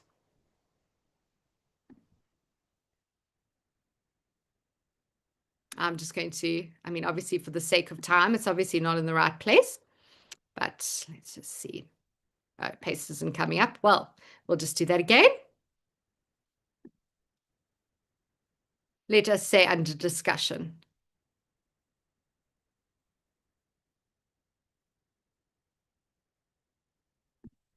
Okay. All right. And you'll see that with that in particular, it will actually put citations as well. And you'll see that the references all go to the bottom of the page. So it will automatically add that to the bottom of the page, and it will do it in the style that I select. So I can select from the style that your particular school is requiring you to make use of.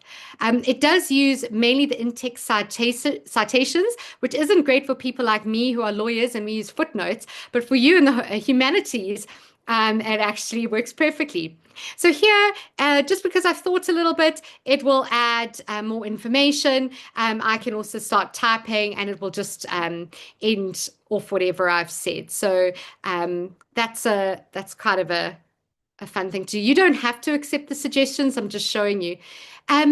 So this is something that definitely is helpful as a co-writer. So as you're writing, adding statements as you go. But I don't normally use it that way because I don't like something interfering in my writing process.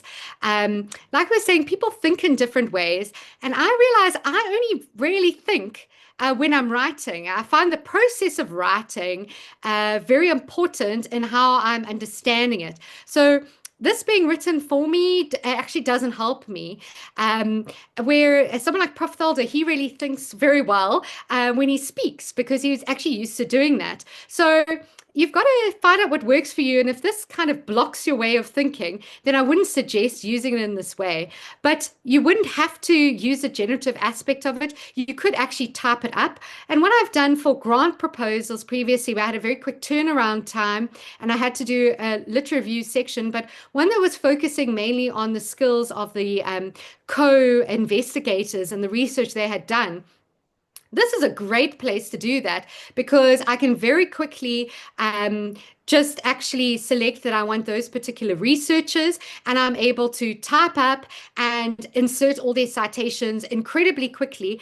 And if you are doing work with someone like Prof. Thalder, etc., who've got way over 100 articles, and it can become quite muddled in your own mind which one exactly would be correct to put here. It's very quick. It's very easy for me to check that up. But of course, I already know that information. So by no means is it going to be able to replace the hard work that you have to do. So that is CITE, and it does have lots of other things: citation generation, extracting any data. It's even got AI detector, which doesn't really become too much of a problem anymore. But of course, there is more that you can do in here, but I'm just showing you the basics of that research. It even helps put together PowerPoint presentations based on your presentation, if you should so wish. Okay, so that is SciSpace in a nutshell. And I've got literally 10 minutes to show you CITE.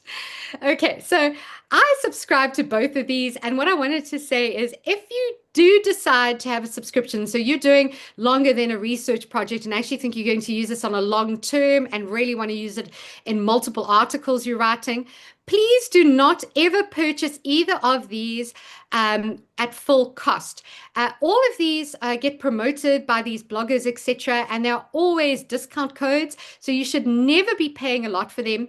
For SciSpace, which is actually the more powerful of the two tools, I get this at 80 Rand a month, which is 2 cappuccinos, and you can see how much it assists me. So really, you do not need to pay the 250 odd Rand that these things are often advertised at. That's sort of the going rate. All you need to do is you just search on the internet for discount codes for whatever one you want, SciSpace or CITE, and you will see that they always come up. There are always promotions. We do not need to pay the full price. So top tip. And I actually think I need to go to them and say, I promote this at the university so much. I think we should get a discount code for the university. So CITE as well, I got at half price. So again, discount codes available. So Cite is very similar to what happened in SciSpace, except it's a little bit more specific, just looking at the journal articles. So while in SciSpace, I can chat to the PDF and I can, do some generative writing. This doesn't allow me to do that, but you'll see why I like this very much as well. And I will always do research across both of these. Okay. Oh, sorry, wrong thing going in there. Let's take that out. I forgot that I had actually, it's actually easier just to go back.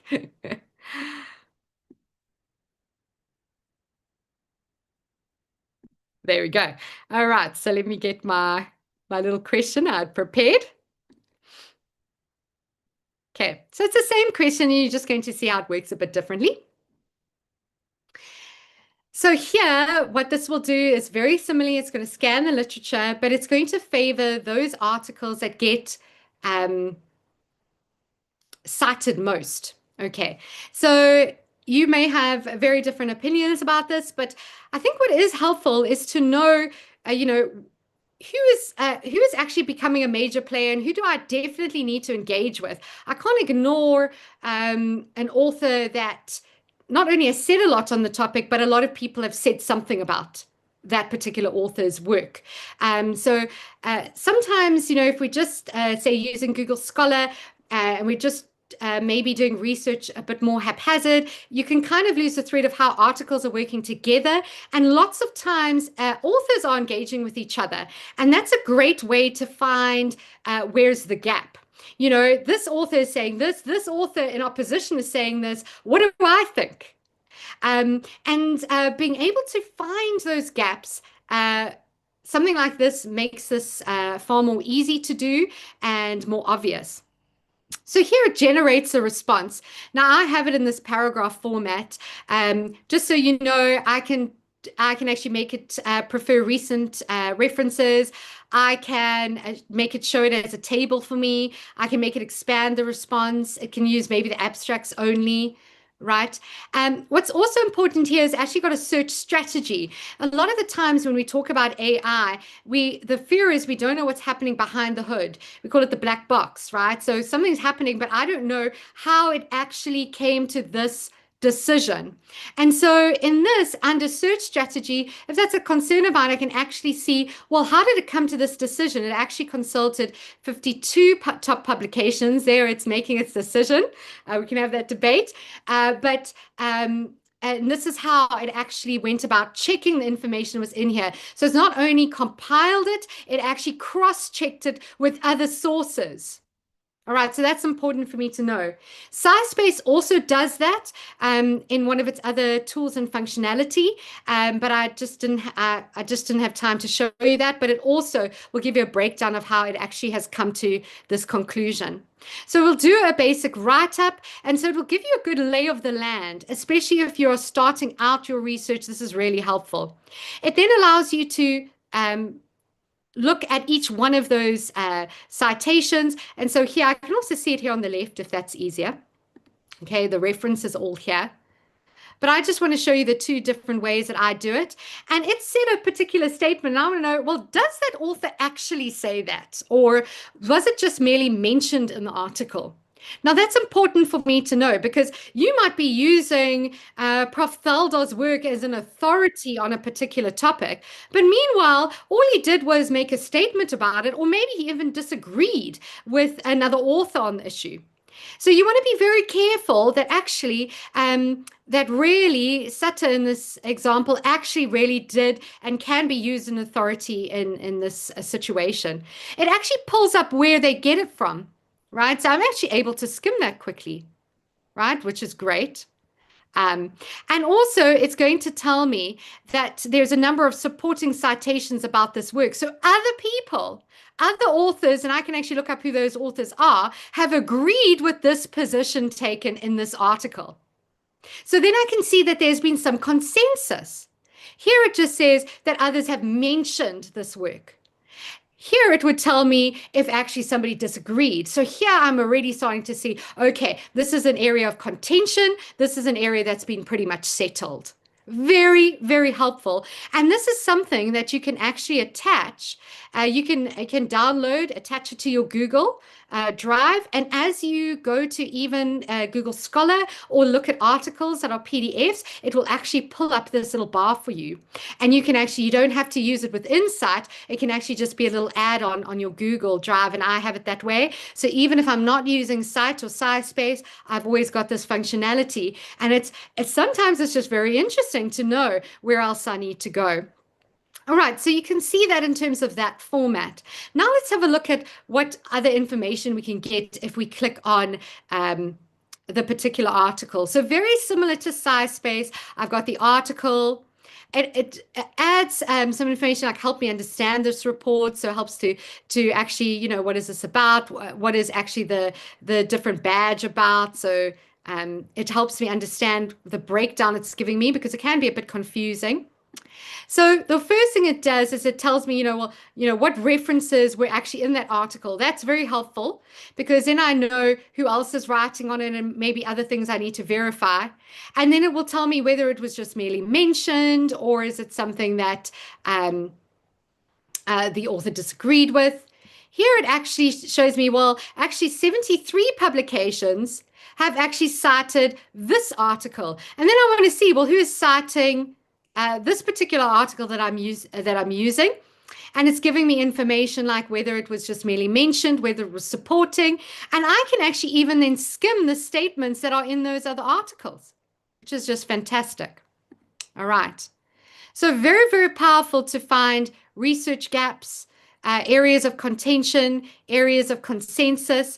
And what is also wonderful, it actually tells me which section it is. Is it in the discussion section? Is it in the methodology section? That's really helpful, because, if I'm getting everything just out of the article's introduction, I mean, they were just mentioning, they were just putting a lay of the land. I wouldn't say that that should be the authoritative article on that particular point. And so being able to know where it comes from helps me to do this research on which articles I'm going to be selecting to read. So really, we're in the process of finding great resources, not missing important people, and then being able to see, or important authors, important work, and seeing how those articles work together in a very powerful way. All right. So it doesn't have some of the other great functionality that SciSpace does, but because SciSpace lacks, so there it's taking me to the article, because SciSpace lacks this very interesting little bar here, I ended up actually subscribing to both. But of course, you don't have to subscribe to both. You're going to know which one really works for you, or just use the free version in one of them. The free version allows you to make use of it just a few times a day. So it limits your number of searches, but it's by no means not possible to make use of it. And sometimes they give you a 7-day trial. The great thing about getting the 7-day trial, you don't have to pay them or anything, or put in your credit card details, which is great. But they start emailing you, and they will give you more and more discounts. And by the end of the week, you'll get a massive discount on it if you do decide to purchase it. So like I said, don't decide before you've actually played around with the tool and see what they're willing to give you off. All right, so for the sake of time, that was just a very quick skim around. I'm very happy to take any questions and show you more aspects of the tools if you would like me to do that. But as you can see, in terms of literature review, really what this is assisting me in doing is, of course, this is the literature review, but I would never take this and just copy and paste that into my document and use as is. Of course, it actually is incredibly impressive. The answers are always incredibly impressive. But I would, be working with this probably in a Word document, being able to refine it, making sure that the best authors on there, maybe swapping things in, adding to it. But it's definitely an exceptionally good first go, and it's pulling out what's important and putting it into the relevant areas. So, same as SciSpace, I would be using it as a supportive tool rather than generating my complete response. And that's the way that I've always done it, because like I said, I like the writing process. That's how I think. And so I battle to think about an issue deeply unless I've actually done some writing, physical writing or typing. So I steer away from just sealing this as is. But of course, if you're doing like a quick proposal that you have to do, or a quick write-up, or suddenly your professor wants the outline of something and it's not really for anything much further than that, it's a great first start. And to be honest, nothing's stopping you from using it as a literature. But Thank you so much. thank you. I learn a lot every time that I watch your presentation. I must still get myself to make this paradigm shift to try to start using sight. But I'm sure I will start experimenting with it very soon. Thank you very much. Pleasure. So questions, everybody. I've tried to, while Ms. Edgecombe was busy, I've tried to answer some of the questions in the Q&A. Perhaps here is an interesting one, Ms. Edgecombe. Eric Amankwa asked, well, many institutions are still shaping their rules on AI and academic work. In your view, what is the right balance between responsible use of AI in a thesis and maintaining integrity of authorship? So I just see a little bit of a juxtaposition there, but perhaps a false dichotomy. Yes. Use the AI and retain integrity of authorship, because those two shouldn't be set up as a dichotomy. But what I do think, and I would like you to add on it, Ms. Edgecombe, or what I think is what I've said previously.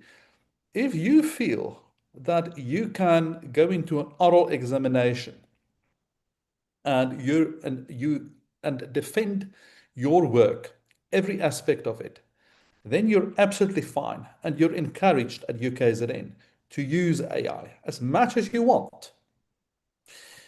If you cannot defend your work because you don't know it yourself, then you've got a problem. And that should be sorted out individually between you and your supervisor when you look at what you've produced together. So over to you, Mr. Edgecombe. Yes, I agree. And I think something that I mentioned in another a webinar that we did that I think is a helpful way of thinking about it, is that ultimately, before you would go to your subject librarian to help you find some sources, right? It's not cheating to do that. Before, and actually even currently, I'm part of a research group that is always critiquing my work. So for instance, in my research group, I presented an article that I'm writing and it was shredded to pieces by my professor. It was certainly not that bad. Definitely not. Yeah. Well, I left battered with the shreds of what I had written, and I'm back to the drawing board, right? So have I lost integrity in my writing? No, I'm now using what everybody else in the group, 8 other people's brains and input, critique is bringing and improving what I've done, and I'm using it. Is that now not my own work? Of course, it's my own work. I'm taking their suggestions, I'm refining my thinking. It obviously wasn't good enough. It wasn't convincing enough. I'm going back to the drawing board. And so I've always seen these tools as being a supportive. It's my peer. It's my, when I did my master's, I joke that my mother became an expert in surrogacy because it was during COVID and my parents came to live with me. And so I was talking to her about it all the time. And she was telling her friends about surrogacy, all incorrect information, which was so funny. But the point is that we've always done that in research. Nobody is actually working in a box. It's very hard. You become an echo chamber ultimately anyway. So we're used to being collaborative. So I don't think see it as this it's of course now I'm using an AI instead of maybe a person I would have done it with, but I've always brainstormed my topics. I've always shared my research with my professor. He's always given me a lot of feedback. He's always suggested how I can improve, how I'm going to write it. So this is not outside of what we were doing before. It's just now a machine is doing it. The fear that we have is that it can generate such impressive looking responses. And I think, part of us is going, sure, that seems a lot better than this person would ever have been able to produce on their own. But actually, those of us who use generative AI and those of us who read other people's stuff, we can pick up very quickly when it is generative AI if they don't know what they're talking about, right? A mile away, because actually very much, it is at a superficial level. And the depth of Yes. engagement can only come when you interact with it. So, Yes. although it is possible to get a framework, and that's why I'm saying, here I've generated a very simple lit review in using that program. Would I actually be able to use that word for word in my PhD? No. I would always have to expand on that. I could do that through generative work, like Prof does, where he works back and forth. I most probably would write first. Okay, and then edit it using ChatGPT, right? So I would use it as my final editing tool rather than my writer, because I actually don't know what I'm thinking until I've written it. I wouldn't actually know how to do it verbally with it yet, because my brain is different.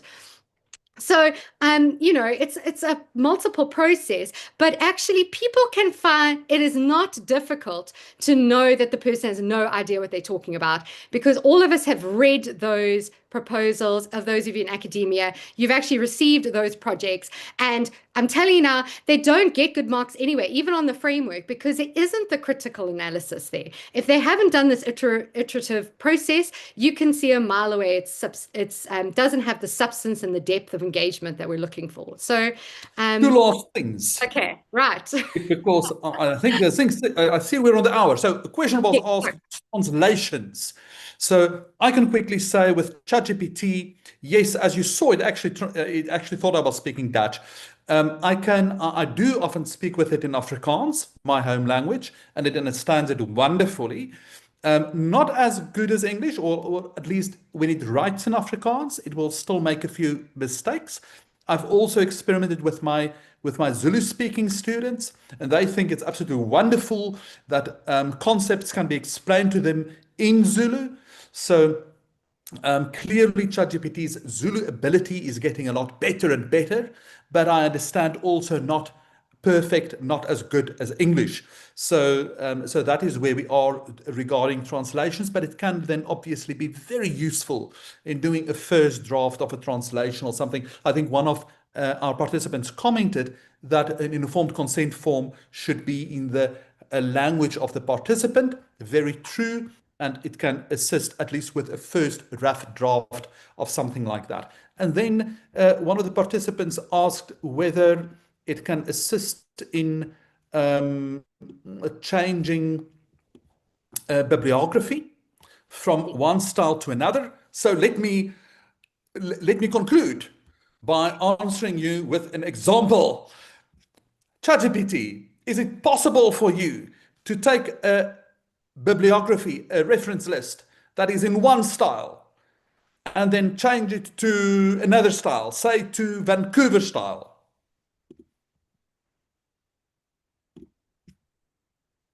What does it say? Oh, it's thinking on it a very long time. It's making me wait. It's playing difficult. Yes. So chat, now do me a massive favor. Here is my bibliography. My article was rejected by that journal. So now I have to resubmit it to another journal, and they've got another silly style. They now want it all in Vancouver style. So change this reference list to Vancouver.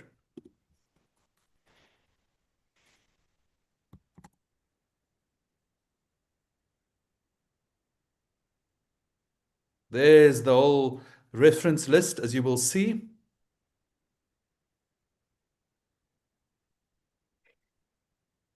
And there it starts.